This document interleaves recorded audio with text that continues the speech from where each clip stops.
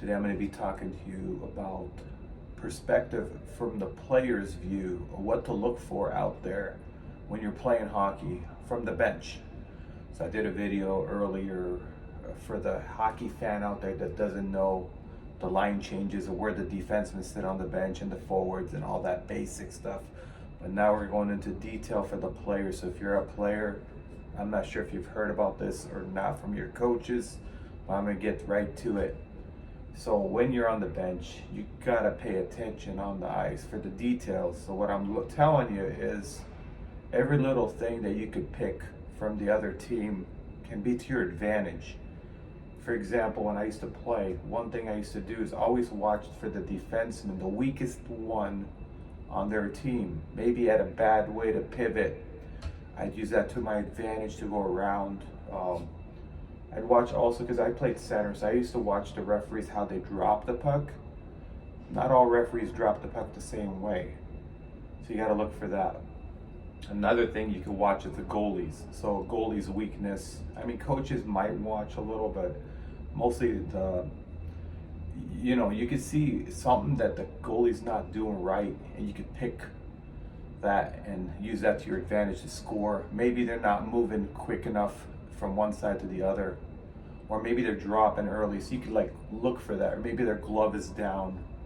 Another thing to look for is line changes. Sometimes teams make a bad line change, and it's happening quite often in the game.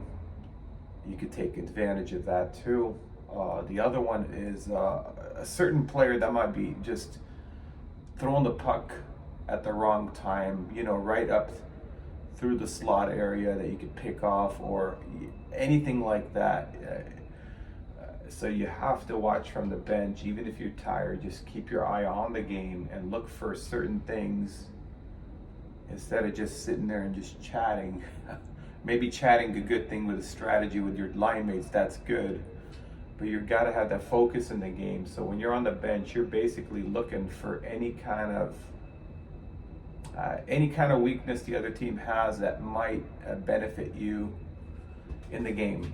And every game is different, and you just gotta keep your eye out there. So if you're playing quite a bit, you're gonna have to try to, if you're on every other shift, you're still gonna have to watch a good amount, but if you're I don't know, third, hopefully not a fourth liner. I really don't like fourth liners. So fourth line, for example, I really don't think they play enough to get in the game. And when you're not playing more than 5 minutes in the game, it's just I really think they should go with 3 lines in hockey, not 4. So that's my opinion. There were some minor league teams that I played in that had 3 lines. Most junior teams today have 4 lines.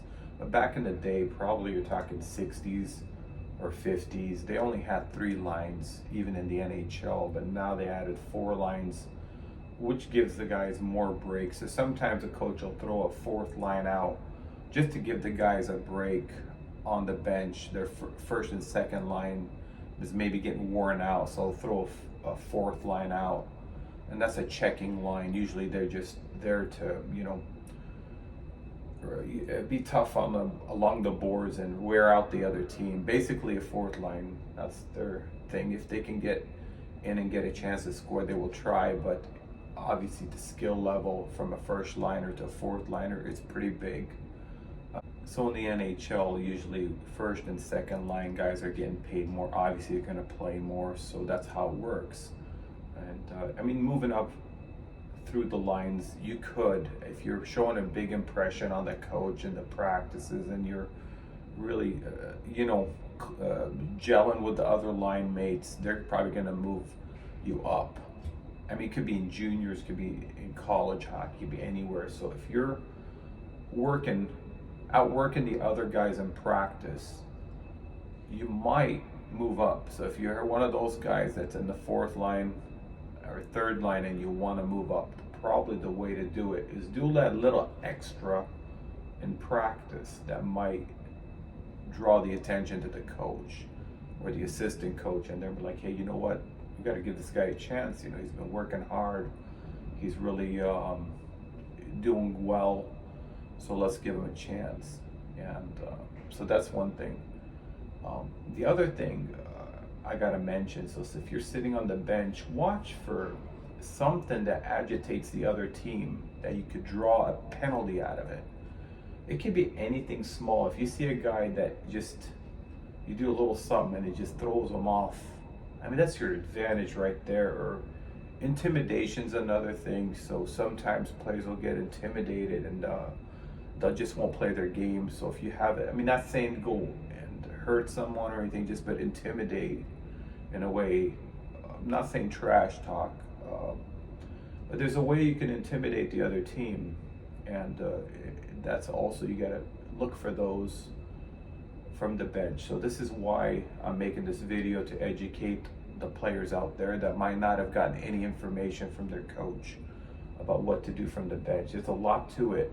This game has a lot of little details that you gotta look for when you're putting a strategy in the game. So yeah, hopefully this will help. If you like this channel, you can click down below to subscribe, and I want to thank you so much for watching, and hopefully this will help your game. We'll see you guys next time.